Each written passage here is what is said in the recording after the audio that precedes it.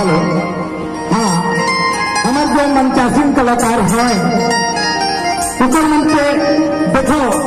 कोई भी तरफ से अगर घर में मेहमान थे तो वही